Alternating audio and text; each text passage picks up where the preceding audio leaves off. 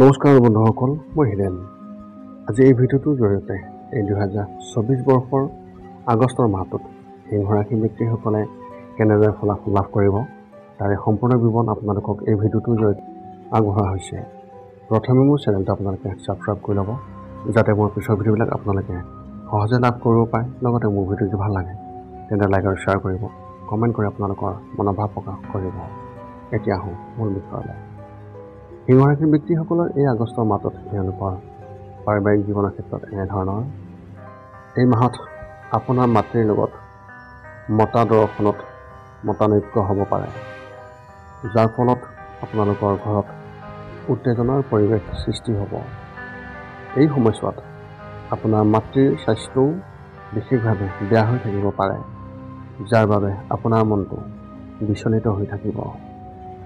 আপোনাৰ ঘৰত সুখ আৰু শান্তি বিশেষভাৱে প্ৰতিষ্ঠা কৰিবলৈ নিতৌ হনুমান চালিচা পাঠ আবৃত্তি কৰক, যাৰ ফলত পৰিয়ালত যিকোনো সংকট দূৰ হ'ব। পৰিয়ালত কোনো সদস্যও মাহৰ তৃতীয় সপ্তাহত নতুন চাকৰি পাব পাৰে। ইয়াৰ লগতে আপোনাৰ ঘৰৰ আৰ্থিক অৱস্থা আগৰ পূৰ্বতকৈ বহুতে ভাল হ'ব আৰু পাৰস্পৰিক মতানৈক্যও সম্ভাৱনা আছে। ব্যৱসায় আৰু চাকৰিৰ ক্ষেত্ৰত এনেধৰণৰ। এই মাহত লাভৰ বাবে অধিক কষ্ট কৰিব লাগিব। আপুনি আপোনাৰ ভাই বা ভনীয়েকৰ পৰাও সমৰ্থন পাব পাৰে, যিয়ে আপোনাক সহায় কৰিব। এই সময়ছোৱাত আপুনিও ভাগৰুৱা অনুভৱ কৰিব পাৰে, যিয়ে মানসিক চাপৰ সৃষ্টি কৰিব।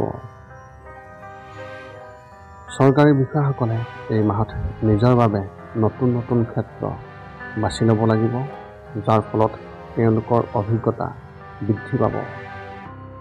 ব্যক্তিগত খণ্ডত কাম কৰা ব্যক্তিসকলেও নতুন নতুন কামৰ প্ৰতি আকৰ্ষিত হ'ব, যাৰ বাবে তেওঁলোকে নিজৰ কামত মনোনিৱেশ কৰিব নোৱাৰিব। আপুনিও আপোনাৰ কামৰ প্ৰতি খিংখিঙীয়া মনোভাৱ গ্ৰহণ কৰিব পাৰে।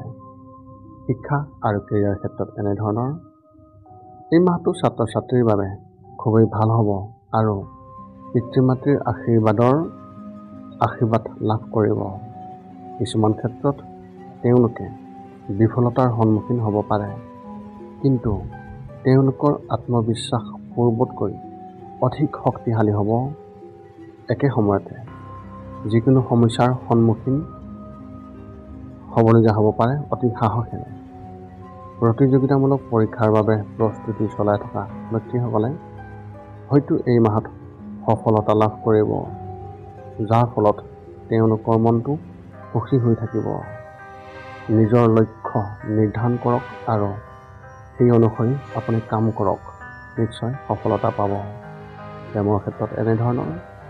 এই মাহত আপোনাৰ মনত এক হতাশাৰ অনুভৱ হ'ব পাৰে, যাৰ বাবে আপোনাৰ সংগীৰ প্ৰতি থকা মোহ আপুনি কম অনুভৱ কৰিব। আপোনাৰ একঘেয়ামী স্বভাৱৰ বাবে আপোনাৰ সহকৰ্মীসকলে আপোনাৰ ওপৰত হতাশ হ'ব। বিবাহিত ব্যক্তিসকলে পত্নীৰ পৰা সম্পূৰ্ণ সমৰ্থন লাভ কৰিব। তেওঁলোকৰ পৰা আপুনি বিশেষ আশা নকৰিব। যিসকলে বিবাহপাশত আবদ্ধ হোৱা নাই, তেওঁলোকে হয়তো এই মাহত আৰু হতাশ হৈ থকাৰ সম্ভাৱনা আছে, যাৰ বাবে তেওঁলোকে কাৰো প্ৰতি আগ্ৰহী নহ'ব। এই মাহত নিজকে নিয়ন্ত্ৰণ কৰিবলৈ আপুনি চেষ্টা কৰক। স্বাস্থ্যৰ ক্ষেত্ৰত এনেধৰণৰ। যিসকলৰ উশাহ নিশাহৰ সমস্যা আছে, তেওঁলোকে এই মাহত নিজৰ অতিৰিক্ত যত্ন লোৱা উচিত। যদি আপুনি হাঁফানি ৰোগী, তেন্তে মনত ৰাখিব যে এই মাহটো আপোনাৰ বাবে অতি কষ্টদায়ক বুলি প্ৰমাণিত হ'ব পাৰে। গতিকে সদায় লগত এটা ইনহেলাৰ ৰাখক, যাতে কোনো ডাঙৰ সমস্যা নহয়। এই মাহত শাৰীৰিকভাৱে কোনো গুৰুতৰ সমস্যা নহ'ব, কিন্তু মানসিকভাৱে আপুনি অসুস্থ হৈ থাকিব পাৰে। আপুনি কিবা এটাৰ বাবে চিন্তিত হ'ব, যাৰ বাবে আপোনাৰ মনটো বিচলিত হৈ থাকিব পাৰে। আপোনাৰ এই মাহত শুভ সংখ্যা হিচাপে 6 আৰু শুভ ৰং হিচাপে আপুনি এই মাহত বগা ৰং ব্যৱহাৰ কৰিব পাৰে। এই আছিল এই আগষ্ট মাহটোত সিংহ ৰাশি ব্যক্তিসকলৰ সম্পূৰ্ণ ফলাফল। পুনৰ লগ পাম অন্য এটা ভিডিঅ'ত। আজিলৈ ধন্যবাদ।